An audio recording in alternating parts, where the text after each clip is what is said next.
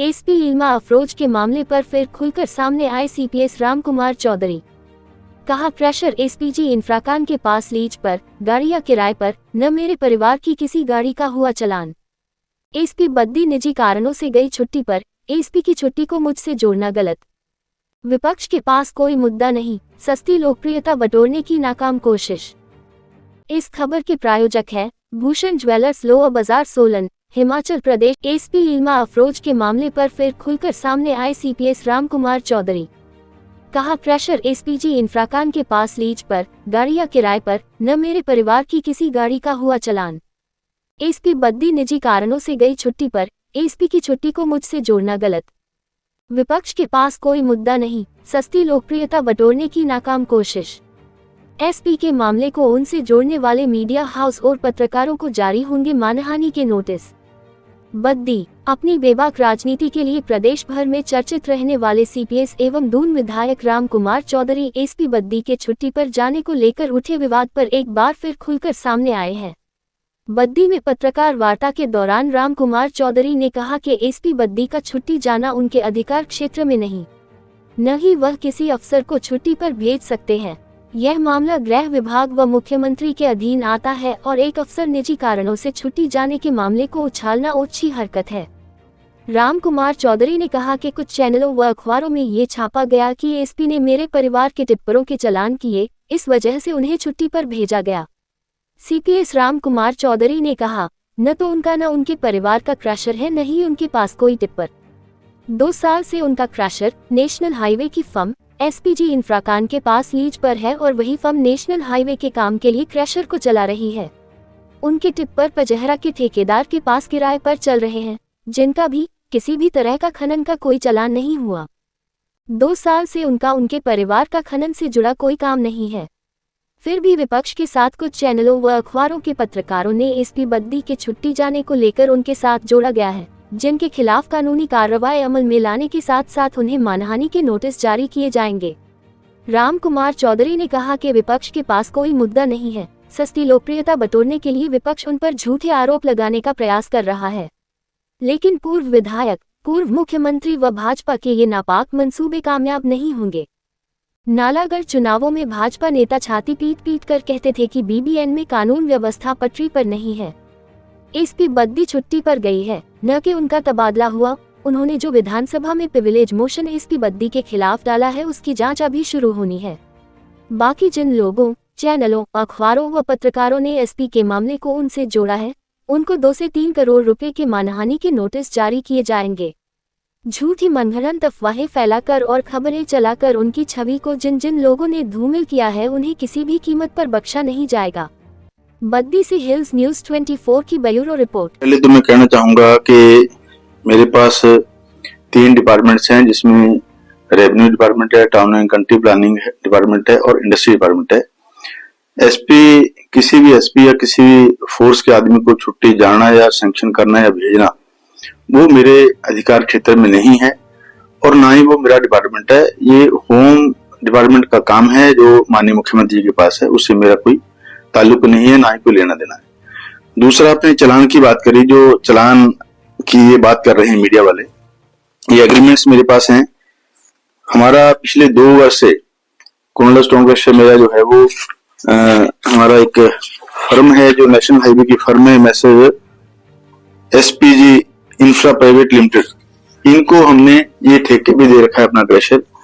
और जो गाड़ियों की बात है, वो गाड़ियां भी हमारी जो पंजारा का अभिषेक नाम का एक लड़का है, रेजिडेंट ऑफ पंजारा, उसको हमने किराए पे दे रखी है।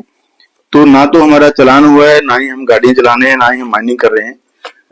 और इसके लिए जब पीछे ये मामला उठा था अगस्त में, हमने कई जो वेब चैनल्स हैं, अखबार हैं, उनको ऑलरेडी हम नोटिस कर चुके हैं। मैं इसके लिए मानहानि का दावा जो हाई कोर्ट में आज या कल 2 करोड़ का दावा मैं उन चैनल्स पे दायर कर रहा हूं। और जिन चैनल ने अभी मेरे को एसपी से जोड़ने की बात करी है, उनको भी मैं मानहानि का दावा करके कानूनन कार्रवाई जो है वो अमल में लाऊंगा, क्योंकि ये मेरे खिलाफ बहुत बड़ी साजिश कुछ लोग जो है वो दूसरे विरोधी दल के कर रहे हैं। उनका भी मैं पता लगा रहा हूं, उनके ऊपर भी जो कानूनी कार्रवाई बनेगी वो हम करेंगे। और मैं आपको यही कहना चाहूंगा, ये डॉक्यूमेंट्स मेरे पास हैं, ये खाली फेक बात नहीं है, आप विभाग से ही पूछ सकते हैं। तो ना हमारा चालान हुआ, ना हम क्रशे चला रहे हैं, ना हम गाड़ियां चला रहे हैं, तो चालान जिसका हुआ है उसका हुआ होगा। लेकिन इस तरीके से जो प्रकरण बना के इसका मीडिया ट्रायल जो किया जा रहा है, इसके ऊपर मैं कानूनी कार्रवाई जो है सख्ती से करूंगा।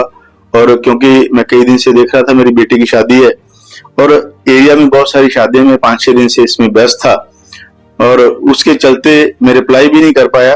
तो अभी भी मेरे को निकलना है। आप देख रहे हैं कि यार ये आज की शादियां करीब 15-18 शादियां होंगी।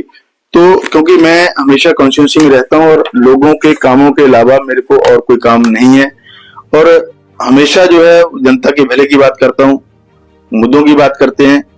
इस चीज की राजनीति जो लोग कर रहे हैं उनको मैं कहना चाहूंगा कि सस्ती राजनीति जो है वो छोड़ दें, मुद्दों की राजनीति करें। मेरे खिलाफ जो बोलना है तो मुद्दों की बात करके आप बोलें तो मैं ज्यादा बेहतर होगा, यही मेरे को कहना है।